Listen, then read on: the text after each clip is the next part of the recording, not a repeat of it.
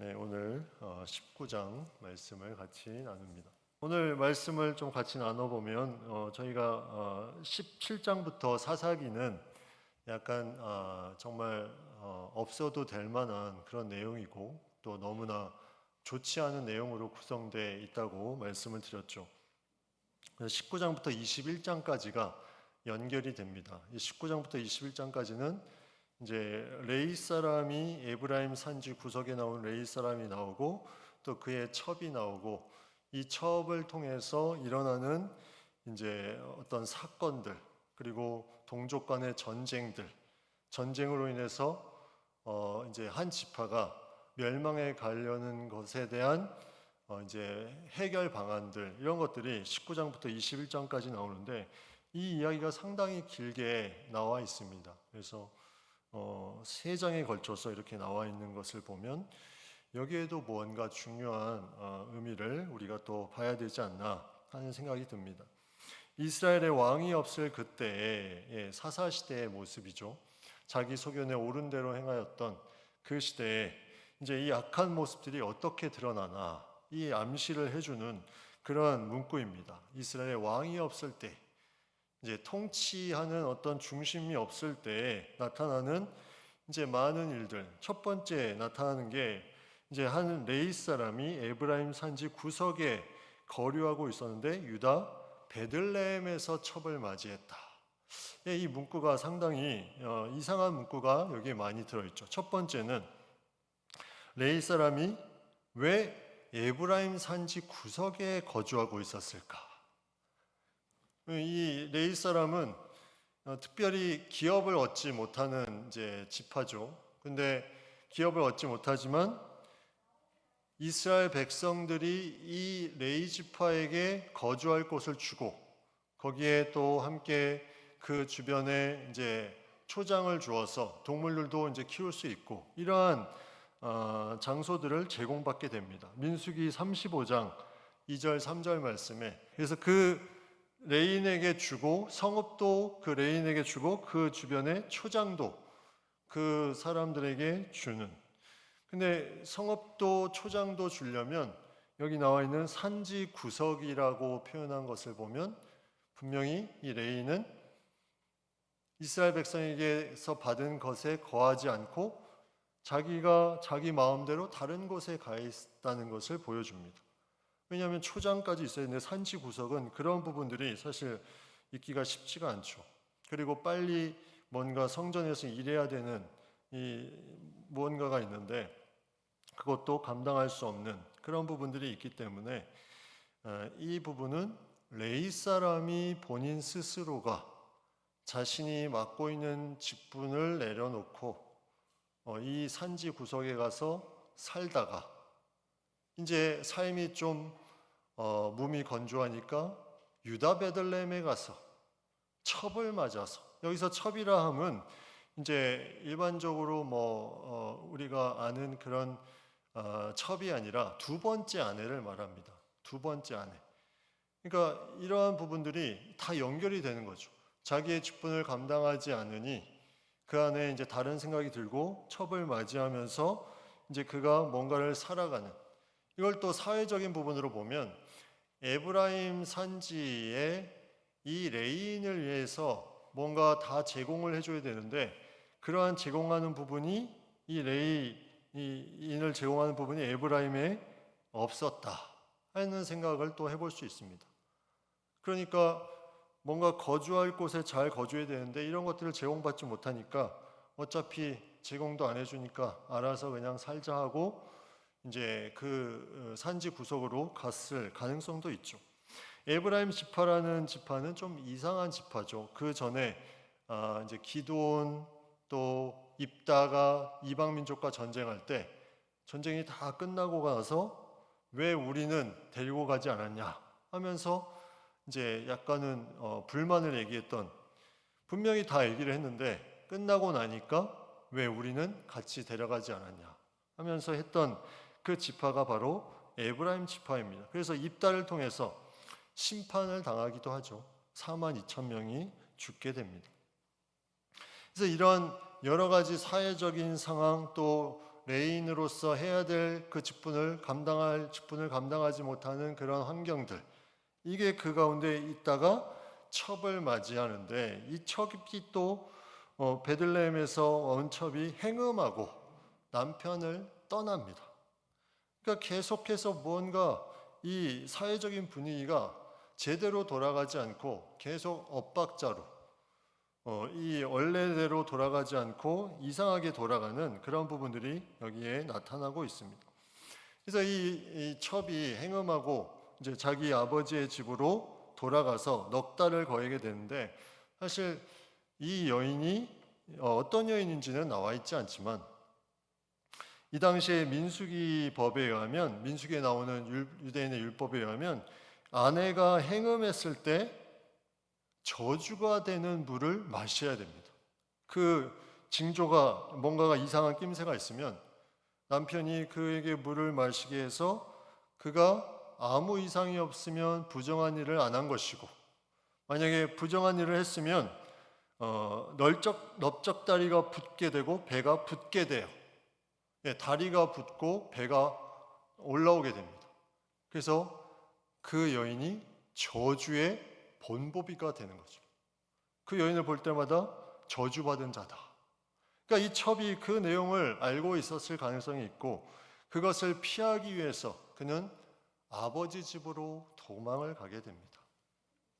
그래서 이제 첩이 행응하고 갔는데, 중요한 건 3절에 보면 이 남편이 어떤 생각을 했냐면, 그 여자에게 다정하게 말하고 그를 데려오고자 하였다.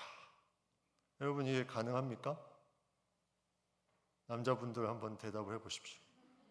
여인이 행음하고 집을 나갔는데 다정하게 말하고 데려오고 싶으신 분, 머리를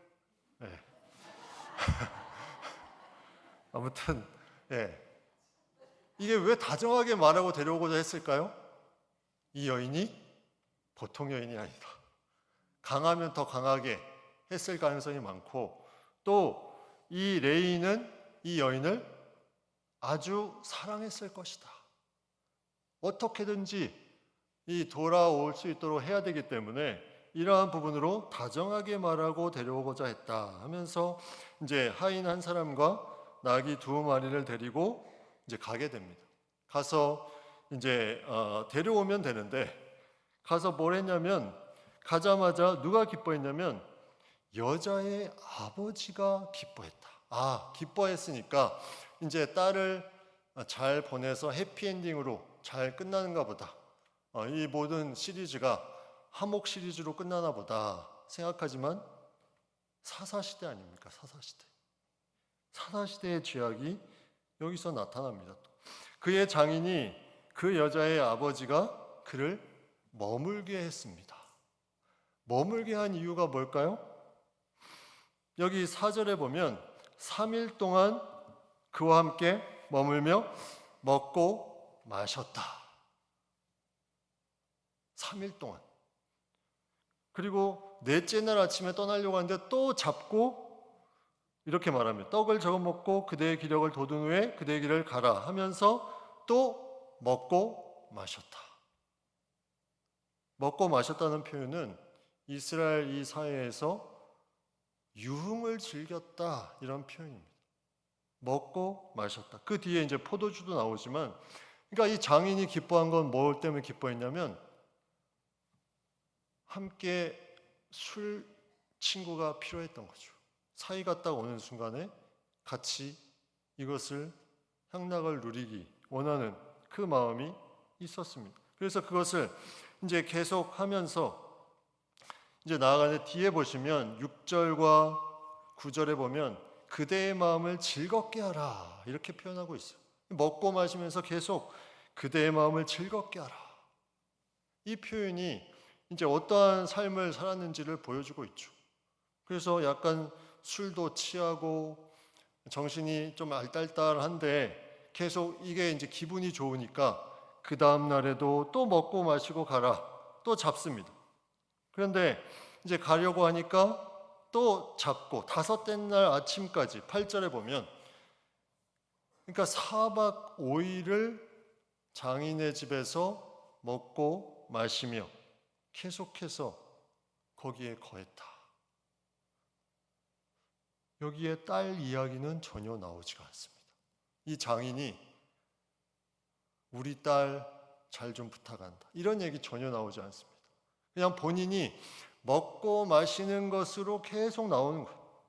그리고 나서 이제 다섯째 날 저녁이 돼서 이제는 더 이상 이제 그때도 계속 권하죠. 똑같은 말로 계속 권합니다. 이 먹고 마시고 기력을 돋우고 해가 기울도록 머물고 다음 날에 가라, 막 계속 얘기하지만 이제 다섯째 날에 이제 레인이 뭔가 이제는 더 이상 안 되겠다 싶은지 거기서 이제 떠나고자 마음을 먹습니다. 근데 여기에 문제가 뭐예요? 일찍 떠나야 바로 에브라임의 자기의 집에 도착하는데 먹고 마시다 보니 또 저녁이 된 거예요. 저녁에 떠납니다. 그러면 이게 무슨 말일까요? 저녁이 되면 중간에 어디에서 또 한 번 쉬어야 돼요. 그럼 또 유숙을 해야 됩니다. 근데 그게 문제였어요. 거기서 문제가 발생하는데 어디서 쉬냐면 이제 그 사람이 이제 종과 나귀가 다시 이제 돌아가는데 여부스, 예루살렘, 이 예루살렘은 이제 다윗이 정복해서 예루살렘 이제 성으로 이제 왕의 성이 된 것인데 이 당시에는 이방인들이 사는 지역이었어요. 사사기 말씀에 보면 이 여부스가 이 사사기 1장 21절에 보면 베냐민 자손은 예루살렘에 거주하는 여부스 족속을 쫓아내지 못하였으므로 여부스 족속이 베냐민 자손과 함께 오늘까지 예루살렘에 거주하였다. 그러니까 베냐민 자손의 지역인데 이 여부스 사람을 쫓아내지 못해서 이방인들이 사는 땅이 이 여부스라는 그런 사람의 성읍이었어요. 근데 이 레이는 자신이 여기에서는 머물 수 없다. 왜요? 이방인들과 같이 거할 수 없다는 거죠. 근데 생각을 해보십시오. 레이는 이전에부터 본인이 원래 살아야 되는 곳에서 떠나서 산지 구석에 살고 또 첩을 맞이하고 또 장인과 4박 5일 동안 먹고 마시고 본인이 레이인답지 않은 일은 다 해놓고 겉으로만 이방인과 같이 머물 수 없다. 위선을 보여줍니다. 위선. 속으로는 계속해서 죄를 지으면서 여기서는 이제 여부스에서 거할 수 없다 하면서 그가 찾아간 곳이 이제 기브아로 나아가서 기브아나 라마 중 한 곳에 가서 거기서 유숙하자고 하는 그때에 기브아에 가까이 이르러 해가 졌을 때 이제 거기에 갔는데 거기는 아무도 자신을 유숙하라고 말하는 사람이 없었습니다.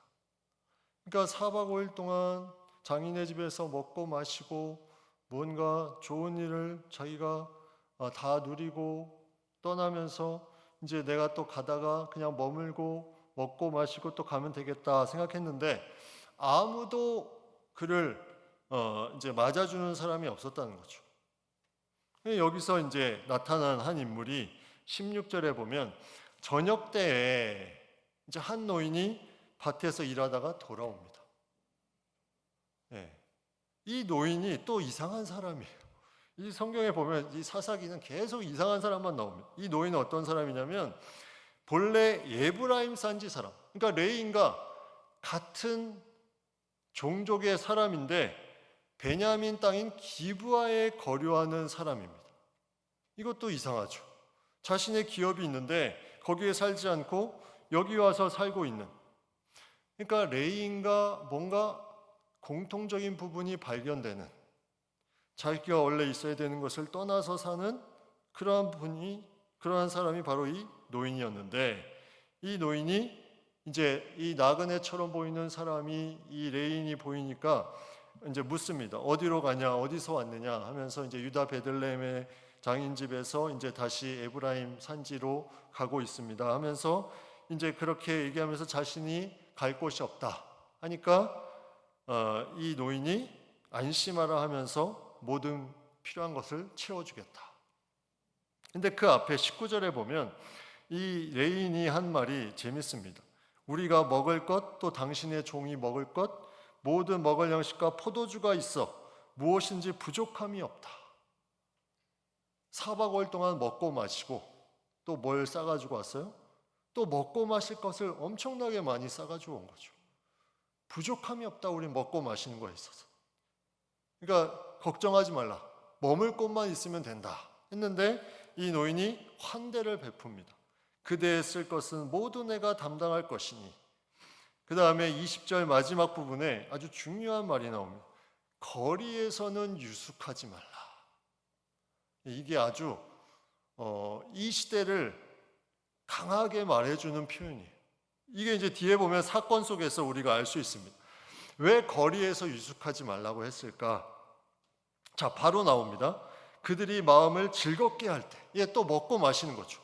계속 앞에 장인집에서 먹고 마시면서 즐겁게 하고 또 여기서 먹고 마시면서 즐겁게 할 때 누가 찾아왔어요? 성읍의 불량배들이 찾아옵니다. 근데 이 불량배들은 어떤 불량배들이냐? 가리지 않고 자신의 성적인 욕구를 채우고자 하는 불량배들이. 그래서 이들이 뭐라고 말하냐면 집을 에워싸며 문을 두들기며 집주인 노인에게 말하여 이르되 내 집에 들어온 사람을 끌어내라. 우리가 그와 관계하리라. 레인을 끌어내라. 우리가 그와 성적인 관계를 맺겠다. 이 시대의 악한 이 사사시대의 모습을 계속해서 보여주고 있습니다. 그런데 여기에 이 말에 이 노인이 나이도 있고 뭐 여러 가지 이제 상황에 보면 절대로 안 된다. 돌아가라. 이렇게 말해야 되는데 내민 조건이 뭐냐면 이렇게 말합니다. 내 형제들아 청하노니 이 같은 악행을 저지르지 말라. 이 사람의 내 집에 들어왔으니 이런 망령된 일을 행하지 말라. 보라. 그냥 돌아가라 이래야 되는데 보라 여기 내 처녀딸과 이 사람의 첩이 있은즉 그들을 끌어내리니 너희가 그들을 욕보이든지 눈에 좋은 대로 행하되 오직 이 사람에게는 하지 마라. 이게 말이 됩니까? 이 사사시대의 이 악함이 레인은 전혀 모르는 새로운 사람이 왔는데 이 레인이라는 직분 때문에 그런지 아니면 같은 에브라임 산지 사람이라서 그런지 그 사람이 아니라 내 처녀딸과 그리고 저 레인의 첩 둘 중에 끌어서 너에게 줄 테니까 마음대로 해라. 이게 말이 되는 말이냐고요. 아버지로서. 그러니까 이 사사시대의 악함이 이러한 부분에서 명확히 드러나고 있습니다. 그런데 무리가 듣지 않았다. 그 남자 레인만을 원했다는 거죠. 어이가 없는 일이 계속 나타납니다. 그래서 이 레인이 어떻게 했냐면 자기 첩을 붙잡아서 그를 밖으로 끌어냅니다. 왜 노인이 이런 조건을 내밀었을까? 이 당시에 이 악한 불량배들은 절대로 그냥 돌아가지 않는 사람들이었다는 것을 노인이 알고 있었다는 거죠. 목표물이 생기면 절대 그냥 돌아가지 않는, 그래서 절대로 거리에서는 유숙하지 말라. 그런데 집에 있어도 이 정도인데 그걸 안 노인은 자기 딸과 레인의 첩 중에 내어줄 테니까 너희가 마음대로 해라. 이런 악한 시대에 결국은 레인이 자신이 유숙하는 그 집에 4박 5일 동안 장인과 시간을 보내고 그가 다정한 말로 데려오고자 했던 그 첩 두 번째 아내를 내어주게 됩니다. 그러니까 이게 이해가 되지 않는 거예요. 그 오랜 시간 동안 찾으러 가서 먹고 마시고 다시 찾아서 오는 길에 이러한 악한 불량배들 앞에서 그렇게 쉽게 내어주고 노인은 자기 딸도 내어주려고 하는, 이게 바로 사사시대의 악함을 적나라하게 보여주고 있는 거죠. 이 시대를 이렇게 적나라하게 보여주는 것은 우리가 사는 시대에도 이런 적나라한 죄악들이 만연할 수 있다. 실제로 그런 부분들이 사회적으로 나타나고 있죠. 그래서 이 모든 부분에 내어줘서 그 여자는 밤새도록 능욕을 당합니다.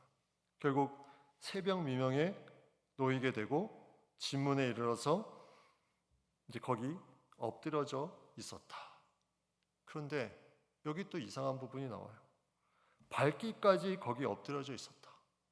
아니, 자기의 첩을 내줬으면, 유숙하는 사람의 아내가 불량배들에게 내줬으면 뭔가 기다리고 어떻게 됐나 생각을 해야 되는데 전혀 그런 내용이 없습니다. 언제 발견했냐면 이 노인이, 그의 주인이 일찍 일어나 진문을 열고 떠나고자 하더니, 그의 주인 이 레인이 떠나고자 할 때 그때 발견합니다. 그러니까 내주고 나서 전혀 신경을 쓰지 않고 그냥 자다가 가야 되겠다 하는 순간에, 일상생활하는 순간에 그때 발견한 거죠. 사람에 대한 부분을 전혀 마음속에 두지 않고 이런 삶을 사는 이 사회, 사사시대의 이 악함. 그래서 그 모습을 보면 그 여인이 진문에 엎드려져 있고 그의 두 손이 문지방에 있는 것을 보았다. 두 손이 문지방, 그 문에 약간 턱 같은 것에 손이 딱 놓여 있었다는 것은 어떻게든 살려고 엉금엉금 기어가지고 거기까지 왔다는 거 아니에요. 근데 아무도 집에서는 반응하는 사람이 없었습니다.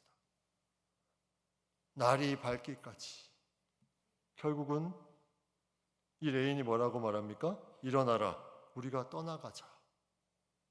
아니, 자기가 내어주고 불량배들에게 그렇게 능욕을 당하고 그것을 알면서도 아무 일도 없는 듯이 아침에 밝으니까 떠나가려고 나왔는데 그 여인이 거기 엎드려져 있는 것을 보고 그냥 아무 생각 없이 일어나라, 우리가 떠나가자. 이미 죽어 있는 상태입니다. 이러한 사사시대의 악한 모습들이 계속해서 우리에게 들려주는 그 가장 핵심적인 부분에, 오늘 본문에서 우리가 좀 생각해 볼 거는 이러한 일이 일어난 것이 4박 5일 동안 먹고 마시고 또 그가 이 자식의 첩을 내어주고 이 동성애 또 그런 어떤 욕망이 가득 찬 그런 도시 거기에 있었고, 이런 부분이 문제라는 생각이 들지만 그보다 더 근본적인 문제가 있습니다. 바로 레위 사람이 자기의 직분을 감당하지 않고 에브라임 산지 구석에 떠나면서 이 문제가 시작되는 거예요. 자기의 직분을 감당했다면 그가 첩을 드리는 일도, 그 첩을 찾으러 갈 일도, 또 베냐민 기브아에 거주할 일도, 그러한 부분들이 없었을 텐데 자기의 직분을 감당하지 않고 그냥 자기 마음대로 무언가를 하니 이러한 악한 일이 계속해서 일어납니다. 혼란한 부분들이 계속 일어나죠. 그래서 결국은 자신이 찾으러 갔던 첩은 정말 비참하게 죽임을 당하고, 그는 이제 무엇을 하냐면 칼을 가지고 집에 와서, 그 시체를 가지고 집에 와서 첩의 시체를 12덩이로 나눕니다. 이것도 이해할 수가 없습니다. 자신이 사랑하는 사람인데 12덩이에 나누고 이스라엘에 보냅니다. 이것을 통해서 이제 이스라엘이 난리가 나죠.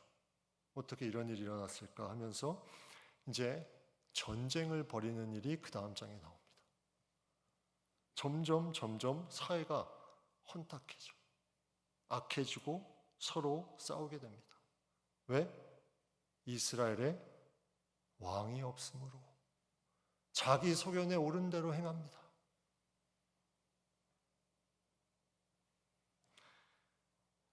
하나님의 이 나라를 다스리는 부분에 대해서 우리가 깊이 생각해야 되는 그런 말씀입니다.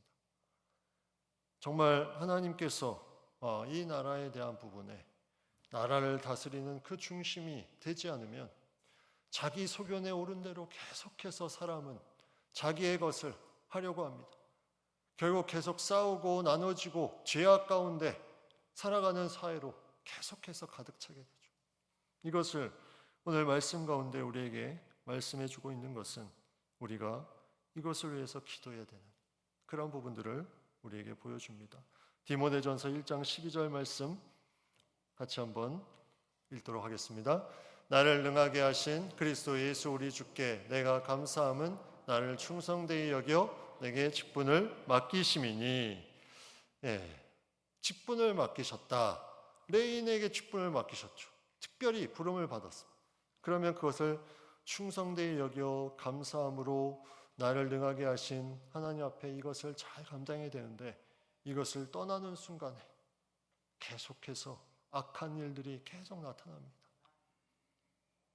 그래서 우리가 하나님이 맡겨주신 직분을 계속해서 잘 감당하는 것, 이것이 하나님의 뜻이요 하나님께서 기뻐하신 일임을 우리가 오늘 본문을 통해 생각하면서 이 악한 일이 사회에 나타나지 않도록 우리가 할 수 있는 것은 내가 먼저 나의 직분, 부르심대로 잘 감당하는 것이다. 이것을 믿음으로 나아갈 수 있는 우리 모두가 되기를 바랍니다.